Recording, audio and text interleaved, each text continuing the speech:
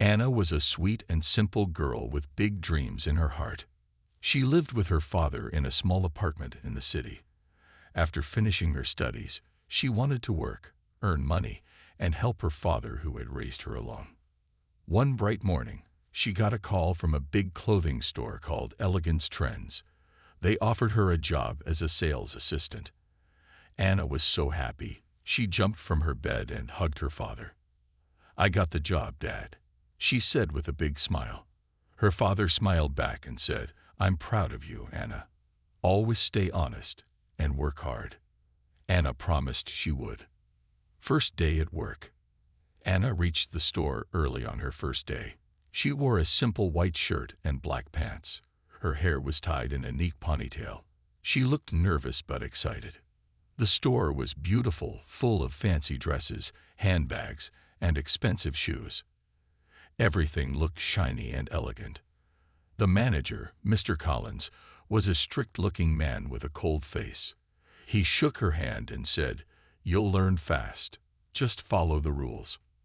Anna nodded and began her work. She worked with 3 other girls, Jessica, Mandy, and Clara. They were dressed in designer clothes and full makeup. When they saw Anna, they looked at each other and laughed quietly. "She's too plain for this place," Jessica whispered. But Anna didn't hear. She was focused on her work. She greeted customers with a smile, helped them find sizes, folded clothes neatly, and never complained. Even when she was tired, she didn't stop working. The jealous coworkers. As days passed, Anna's good work began to shine. Customers started asking for her.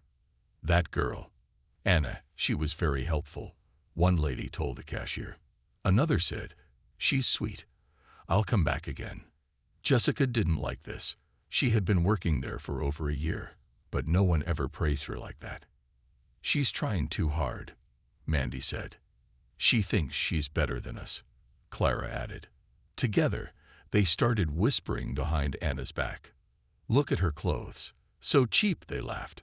"She probably came here just to catch a rich husband," Jessica said with a smirk. But Anna heard none of it. She stayed kind and focused. The sudden call.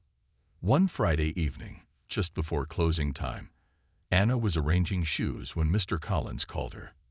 "Anna, come to the office," he said in a flat voice. Anna was confused. She checked her watch. She wasn't late. She didn't do anything wrong. Still, she walked to the manager's office. She knocked on the door, and he said, "Come in." He was sitting with a serious face, his arms crossed. "Sit down," he said. Anna sat quietly, her hands shaking a little. He looked at her for a moment, then said coldly, "You're fired." Anna's eyes went wide. "What? Fired? But why?" "There's no need to explain," he said, not looking at her. "Just leave your ID badge at the desk and go." Tears filled Anna's eyes. Her throat felt dry.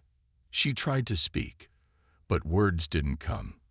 "I didn't do anything wrong," she whispered. But the manager didn't care. He pointed to the door. "You may go now." The walk of pain. Anna picked up her small bag and walked out. The other girls stood near the counter, pretending to act surprised. "Poor girl," Clara whispered fake sympathy. But deep inside, they were smiling. Anna walked out into the cold night air. The lights of the store behind her blurred as tears filled her eyes. She sat on a bench nearby and pulled out her phone. Her hands were shaking. She didn't know what to do. She had worked so hard. She had done nothing wrong. And still she was kicked out like she was nothing. She wiped her tears and opened her contact list. There was only one person she could call now. Her fingers slowly pressed the number. The phone rang once, twice. Then a warm voice answered. "Anna, is everything okay?" She swallowed hard and said softly, with pain in her voice, "Dad, something bad happened." Anna sat on the cold bench, still shaking. The streetlight above her flickered softly as she looked at her phone, tears slipping down her cheeks. Her heart felt heavy, not just because she lost her job, but because she had no idea why. Don't cry, Anna. Be strong, she told herself. But it was hard. Very hard. Just then, a black car stopped in front of her. The window rolled down, and a familiar voice called, "Anna." It was her father, Mr. Gray. He stepped out quickly, walked to her, and gently helped her stand. His eyes filled with worry when he saw her red eyes. "What happened, sweetheart?" he asked softly. Anna looked at him, trying to hold back more tears. "They fired me, without reason. The manager just told me to leave. I didn't even do anything wrong." Mr. Gray's face changed. His calm expression tightened, but he didn't shout. He didn't panic. He simply put his arm around her and said, "Come, let's go home. We'll talk there." Back at home, they sat on the small couch in their living room. Anna held a warm cup of tea while her father quietly listened to her story. She explained everything: how she was always on time, how she helped customers, and how some coworkers always acted cold toward her. "They used to laugh behind my back," Anna said softly. "I ignored it. I just wanted to do my job." Mr. Gray asked, "Do you know who complained about you?" "No," she replied, shaking her head. "But I think Jessica didn't like me. She always tried to make me look bad." Mr. Gray nodded slowly. His eyes became more serious, but his voice stayed calm. "It's okay," he said. "Sometimes the world is unfair to good people. But people forget. The truth always comes out." He then stood up and made a phone call in the other room. Anna couldn't hear the full conversation, but she caught a few words. "Yes, that location. Tomorrow morning. Don't say anything yet." She wondered who he was talking to. When he returned, he said only one thing to her: "Get some rest. Tomorrow, we go back." Anna looked confused. "Go back? To the store?" Her father nodded.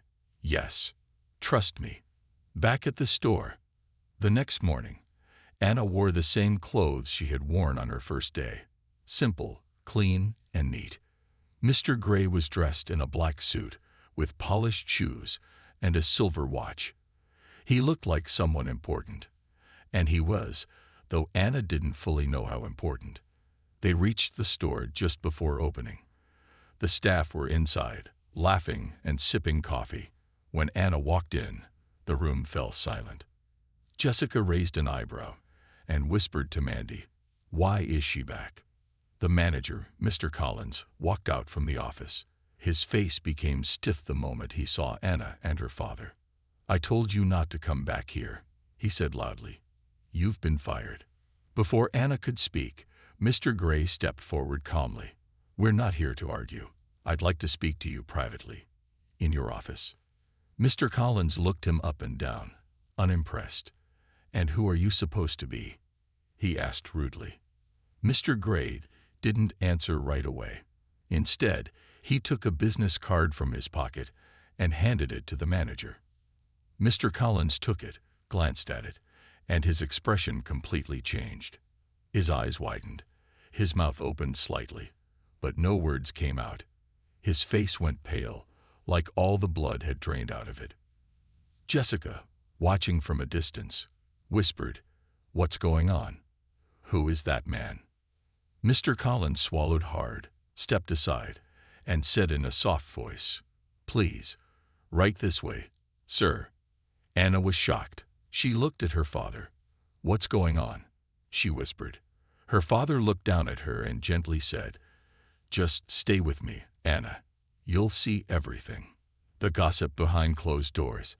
As the office door closed behind them, the other girls began to talk. "Did you see the manager's face?" Mandy said. "Like he saw a ghost." Clara laughed. "But who is that guy?" Jessica asked, suddenly nervous. Back inside the office, Mr. Gray sat across from Mr. Collins. "You fired my daughter," Mr. Gray said, his voice calm but sharp. "No warning, no reason, and you believed lies from your staff without proof." Mr. Collins was sweating now. "I didn't know. I didn't know she was your daughter, sir." Mr. Gray replied coldly, That's exactly the problem. You judged her without knowing anything at all. Outside, Anna sat quietly, still trying to make sense of what was happening. She thought, why is everyone so afraid of Dad? She remembered how he never talked much about his work. She always thought he was a simple businessman who traveled sometimes. But this was different, very different. Anna sat alone outside the manager's office, her heart racing. The silence inside the store felt heavier than ever. Staff whispered, glanced at her, then quickly looked away. No one laughed now. No one smiled. Inside the office, Mr. Collins sat nervously across from Mr. Gray, wiping sweat from his forehead. The power in the room had shifted completely. Mr. Gray's voice was calm but firm. My daughter was thrown out of this place without a reason. She worked honestly. She never disrespected anyone. So tell me, who told you to fire her? Mr. Collins stammered. There were complaints, sir, from other employees. They said she was rude to customers and acted like she was above them. Mr. Gray raised an eyebrow. Did you ever see her behave badly? No, sir, but I trusted the reports. Did you ever ask Anna for her side of the story? There was silence. No, sir. Mr. Gray leaned forward slightly. You fired an innocent girl based on gossip. Do you know what that says about your management? Mr. Collins gulped. I'm sorry. The store falls quiet. Back outside, Jessica, Mandy, and Clara stood near the front counter, watching nervously. This is bad, Mandy whispered. We just said things for fun, Clara added. Jessica didn't speak. She bit her lip, looking pale. Suddenly, the office door opened. Mr. Gray stepped out. He looked calm, but something in his eyes made everyone freeze. Anna, he said. She stood up quickly. Yes, Dad. Come in. It's time they hear the truth. Anna walked slowly into the office. Jessica and the others looked at each other, confused and afraid, face to face with the manager. Anna entered the office. Mr. Collins now looked like a completely different man, nervous, small, and ashamed. I'm sorry, Anna, he said softly, not meeting her eyes. I made a mistake. Anna didn't know what to say. She had never expected this. Mr. Gray turned to her. Do you want to go back to work here? Anna looked surprised. I don't know. Her father placed a gentle hand on her shoulder. You don't have to answer now, but you deserve better. People like him, he nodded at Mr. Collins, should learn never to judge without truth. Mr. Collins nodded quickly. Yes, sir. I understand. I will fix everything. The real identity. Back outside, staff stared as Anna and her father stepped out. Jessica tried to act normal. Anna, you're back. We were just talking about you. Mr. Gray looked directly at her. You're Jessica. She froze. Ah, yes, sir. You spread lies about my daughter. Jessica's eyes widened. No, I didn't mean. Mr. Gray pulled out another card from his pocket and handed it to the store supervisor who had just arrived. Everyone leaned in to look. It read, Jonathan Gray, Chief Investor, Elegance Group of Stores. Gasps filled the room. Jessica took a step back. Mandy dropped her pen. Clara whispered, he owns the company. Mr. Gray looked around the room, voice calm but strong. I funded this entire chain. I built it so workers could have jobs, but not so my daughter or any honest worker could be insulted and thrown away because of jealous lies. Tears and regret. Jessica's legs shook. I'm so sorry. I didn't know she was your daughter. Mr. Gray frowned. So if she were just a poor girl, it would be okay to lie about her. Jessica's face turned red. She had no answer. Anna stepped forward. Her voice was soft but steady. All I ever did was work hard. I didn't want special treatment. I just wanted respect. Mr. Gray looked at his daughter with pride. You have more strength than they'll ever understand. The manager's apology. Mr. Collins came forward and stood before the entire staff. "I made a mistake," he said. "I believed gossip. I didn't check the truth. I'm sorry, Anna. And I'm sorry to all of you for failing as a leader." The store fell silent. Anna looked at her father. He gently nodded, telling her she now had the power to decide what comes next. The atmosphere inside the store had completely changed. The same walls, the same floor, but everything felt different.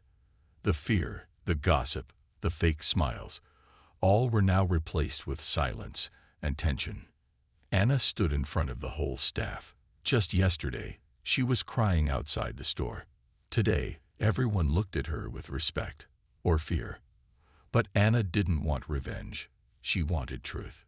New rules, new beginning. Mr. Gray looked at the store staff. His voice was clear, not angry, but strong. "I built this company so young people could grow, but I never imagined my own daughter would be treated like dirt by the people I trusted." Everyone lowered their heads. "From now on," he said, "there will be new rules. No more gossip. No more lies. No more power games in this store." He turned to Mr. Collins, the manager.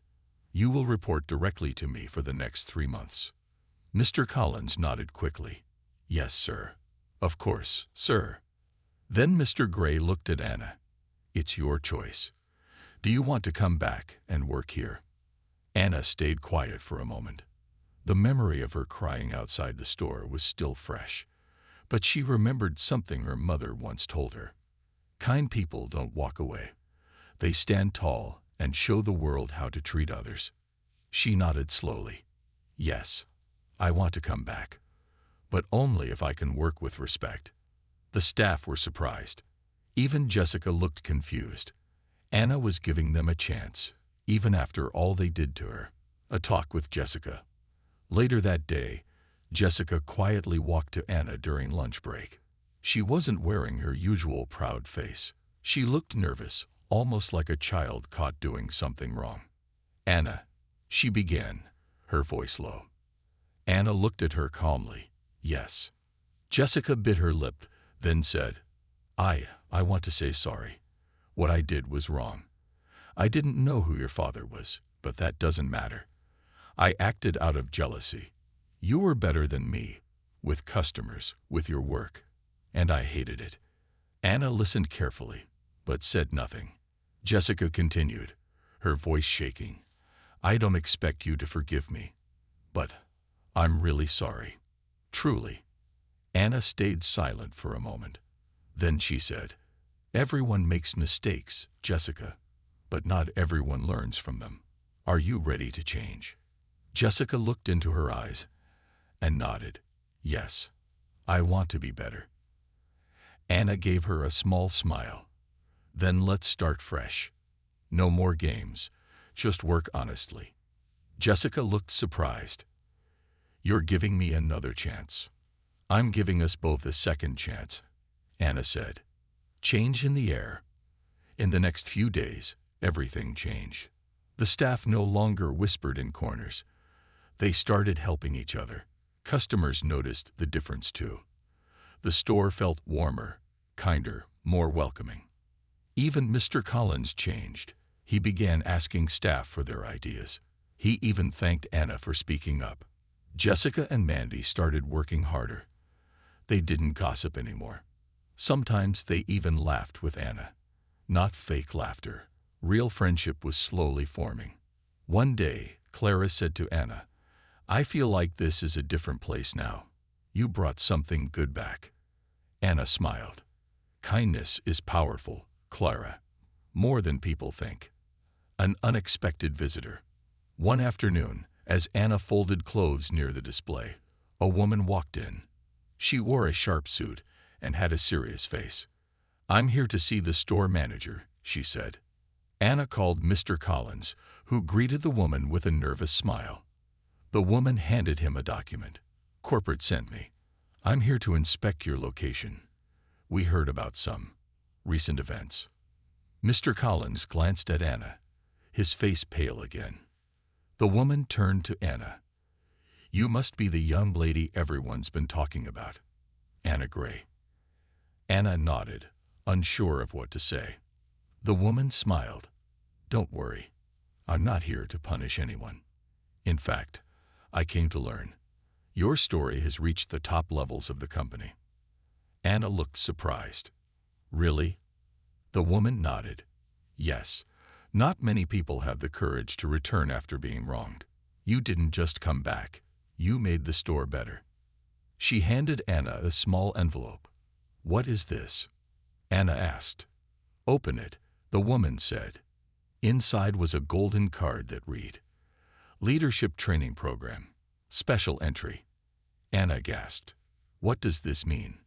It means, the woman said, smiling, you've been noticed. And if you're ready, we're offering to train you for management. Anna sat on her bed that night, holding the golden card in her hand. She stared at the words again and again.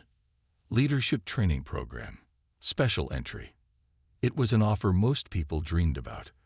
A fast path to becoming a store leader. It meant more money, more power, and a big future. But Anna wasn't smiling. Her heart felt heavy. She remembered her first day at the store. How excited she was. She remembered the gossip, the unfair treatment, the tears. Now things were better. But would they stay that way if she left? A talk with Dad. Her father walked into the room and saw the card in her hand. You're quiet tonight, he said gently. Anna looked up. They want me to join a training program. It's a big chance, but I'm not sure if I should take it. Mr. Gray sat beside her. Why not? She looked down. The store is finally changing. People are growing. I feel like I helped start something good. But if I leave now, will it fall apart again? Her father nodded slowly. You have a good heart, Anna. That's what makes you a leader already. He paused, then said, but sometimes, to help more people, you have to grow too. You can't carry the whole store forever. You've already planted the seed. Let it grow. Anna stayed quiet, thinking. A surprise meeting at the store. The next morning, Anna walked into the store. She wasn't sure what she would do yet, but she wanted to talk to the team. Mr. Collins, Jessica, Mandy, Clara, and others were already gathered. There was something different about them, a quiet nervousness. Mr. Collins stepped forward. We heard about the offer, he said. Jessica added, we wanted to say something before you decide. Anna looked at them, surprised. We were lost before, Mandy said. No teamwork, just gossip. But when you came back, you didn't punish us. You helped us grow. You showed us how to work with heart, Clara added. Mr. Collins nodded. This store will always remember what you did. But if you get a chance to go higher, to lead more stores like this, then you should go. Jessica smiled softly. You believed in us. Now it's our turn to believe in you. The decision. Anna felt her eyes water. This was not what she expected. She thought people might be angry or scared. Instead, they were proud of her. She took a deep breath. I still care about this store, but you're right. Maybe it's time to grow, so I can help more people. Everyone smiled. There were even a few tears. Mr. Collins stepped forward and handed her a small box. What's this? Anna asked. Just something small, he said. Inside was a name badge. It read, Anna Gray, Assistant Manager, in our hearts. Anna smiled through her tears. Thank you. I'll never forget you all. A new chapter begins. A week later, Anna packed her things and walked into the training center. It was big, full of new people, new dreams, and new challenges. But Anna was not afraid anymore. She knew who she was. She had been tested by fire and came out stronger. During the first class, the trainer asked the new group, "Why are you here? What makes you a leader?" When it was Anna's turn, she stood up and said, "I'm here because I was once kicked out of a store for no reason, and I came back not for revenge, but for change." The room was silent. Everyone listened closely. She continued, "Being a leader is not about being above people. It's about lifting others up, even when they don't believe in themselves." The trainer nodded slowly. "That," he said, "is what a real leader sounds like." Anna was now in the leadership training program. Everything was new. New teachers, new classmates, and new pressure. Every day, she learned about how to manage stores, handle customers, solve problems, and grow teams. She was doing well. In fact, she was already one of the top students. But the higher she went, the more difficult things became. A dangerous offer. One day after class, a woman named Karen, one of the senior trainers, called Anna into her office. "Anna," Karen said with a friendly smile, "you're very smart. You're doing better than anyone expected." Anna smiled politely. "Thank you. I'm just working hard." Karen leaned in and said, "There's something I want to offer you. It's not public yet, but we're opening a new luxury store in the city center, and I want you to manage it." Anna's eyes widened. "Me? But I haven't finished training yet." Karen nodded. "That's true, but your father's name and your talent make you special. You can skip the rest of the program." Anna was silent. It was a dream offer. A big store, big money, and fast success. But something felt wrong. Karen continued, "You won't have to follow the normal steps. Just say yes, and I'll take care of the rest." Anna's doubt. That night, Anna lay awake thinking. The offer was amazing, but also strange. Was she chosen because of her hard work, or because of her father's name? She remembered her father's words. "If people respect you only because of me, then you haven't earned anything yet." The next day, she asked Karen, "What about the other students? They've worked hard too." Karen smiled coldly. "They'll get their chance, but this is your moment." Anna felt her stomach twist. She thanked Karen and said she'd think about it. A secret meeting. Later that evening, one of her classmates, Daniel, pulled her aside. He looked upset. "Anna, I need to tell you something," he said. "What happened?" she asked. "Karen offered me the same thing 2 months ago. But after I said yes, she asked me to fire half my team in the training store, people she didn't like." Anna's eyes widened. "What? Why?" Daniel looked down. "Because they complained about her methods. She told me, 'Cut them or lose your offer.' I followed her order. And now I can't sleep at night." Anna felt her heart beat faster. This was no small offer. This was a trap. Karen didn't want leaders. She wanted puppets. Anna's choice. The next morning, Anna walked into Karen's office with confidence. "Well," Karen asked, "are you ready to take the fast path?" Anna looked at her and said clearly, "No. I want to earn my place with hard work, not shortcuts, and not by hurting others." Karen's smile vanished. "You're making a mistake," she said coldly. "No," Anna replied. "I'm making a stand." Anna walked out with her head held high. She didn't have a title yet, but she had something better, her values. A letter from the top. 2 days later, Anna was called to the main office. A man in a black suit greeted her. "You're Anna Gray, right?" "Yes," she said, a little nervous. "I'm from the company's ethics team. We heard about your conversation with Karen." Anna's heart skipped. "Am I in trouble?" "No," the man said with a smile. "You did the right thing, and we want to thank you." He handed her a letter. Anna opened it slowly. It was written by the company's CEO.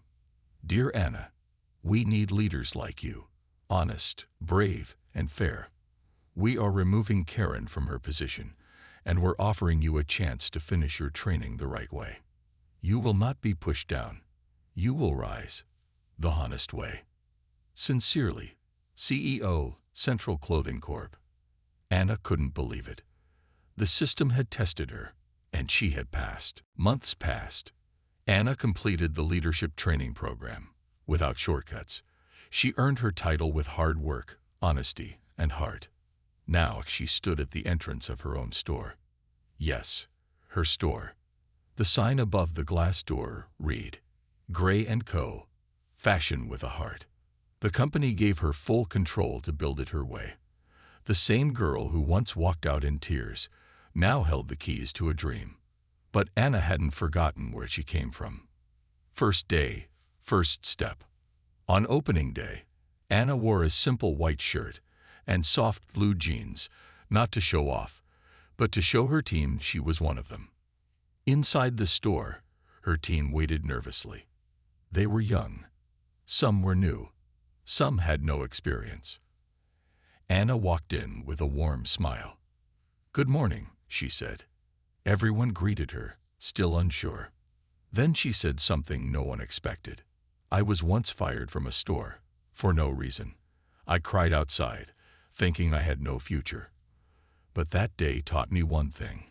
When people treat you unfairly, don't let them change your heart." The room went quiet. She continued, "In this store, no one will be judged by their looks, past, or mistakes. We work together. We rise together." The whole team clapped, not because she was their boss, but because they felt safe. A familiar face returns. 1 week later, something strange happened. The store door opened, and an older man walked in wearing a cheap suit and a worried face. Anna froze for a second. It was Mr. Collins, the same manager who once fired her without reason. He didn't recognize her right away. He looked around, then walked toward the counter with a job application in his hand. Anna came forward. "Hello," she said calmly. Mr. Collins looked at her and paused. His eyes widened in shock. You're the girl from the old store." Anna nodded. "Yes, I'm the owner now." Collins looked embarrassed. I didn't know this was your store. I was just looking for any job. Times have been hard. I lost my last job. I made mistakes." Anna took the paper gently from his hand. There was silence. She looked him in the eye and said, "We all make mistakes, Mr. Collins. What matters is if we learn from them." He looked shocked. "I can't promise the top position," Anna said, "but if you're willing to start fresh and work hard, I'll give you a chance." Collins couldn't speak. His eyes filled with tears. He had expected rejection. He got mercy instead. A store like no other. Weeks turned into months. Anna's store became known as the kindest place to work. She hired people who had been rejected before. Single mothers, students, even those with past mistakes. Under Anna's leadership, people grew. Gossip disappeared. Teamwork replaced fear. Customers loved the energy. The sales grew fast. But more than money, the store gained something better: respect. Anna's final note to herself. One night, as she closed the shop alone, Anna pulled out a small notebook. It was her dream journal, the same one she wrote in when she first got the job at the old store. She wrote, "I was once kicked out like I didn't matter. But today, I welcome someone who made that mistake. Not because he deserved it, but because I wanted to prove something. Kindness is stronger than power. Forgiveness is greater than revenge. And sometimes, the girl who gets kicked out becomes the woman who builds the door others can walk through." Anna's store, Gray & Co., was more than a workplace. It had become a symbol, a place where people felt seen, respected, and safe. Word about her store spread fast. Newspapers wrote stories. Social media posts went viral. People started calling her the kind boss. But Anna didn't care about fame. She cared about people. She came to work every morning, cleaned the front glass door herself, and greeted every employee by name. An invitation that changed everything. One afternoon, Anna received a formal letter from the central company headquarters. It was an invitation to a national business leaders summit. At first, she was nervous. She thought, "I just run one store. What could I possibly share?" But her team encouraged her. "You changed our lives," said one of her employees, a single mother named Grace. "You don't just run a store, you lead hearts." Anna decided to go. The big stage. At the summit, she stood in front of hundreds of business leaders, some of them rich, powerful, and experienced. Anna wore simple clothes, no diamonds, no loud makeup, just honesty in her eyes. She told her story, how she was once fired for no reason, how she walked out crying, and how she later became a boss who gave second chances. The room was silent. Then came a standing ovation. Her story touched something deep. She reminded them all. A business is not great because of profits. It's great because of people. New doors open. After the speech, company owners and CEOs came to her. "We want to copy your model," one said. "Can you help us build kind workplaces too?" asked another. Anna was shocked. She had started with one dream. Now, people were asking her to spread it. Soon, she was invited to help train leaders across the country. She started a small team called Heart First, a group that helped stores treat their workers better. From one shop, her values grew into a movement. An old friend returns. One rainy evening, Anna stayed late at her original store. As she was checking stock, someone knocked on the door. It was Daniel, her classmate from the leadership program. He had taken the shortcut once and paid a price. "Anna," he said softly, "I followed the wrong people before, but I've changed. I want to do things right now. Could I learn from you?" Anna looked at him. His eyes were honest now, humble. She smiled. "Of course, everyone deserves a second chance." Back to the heart. Even with all the success, Anna never changed who she was. She still had tea with her staff during breaks. She still listened when someone had a bad day. She still gave quiet encouragement to the shy ones. Her father visited sometimes, proud but quiet. One day, he told her, "You've done more than I ever imagined. You didn't just prove them wrong. You proved yourself right." Anna smiled. "I only did what you taught me, to lead with heart, not ego."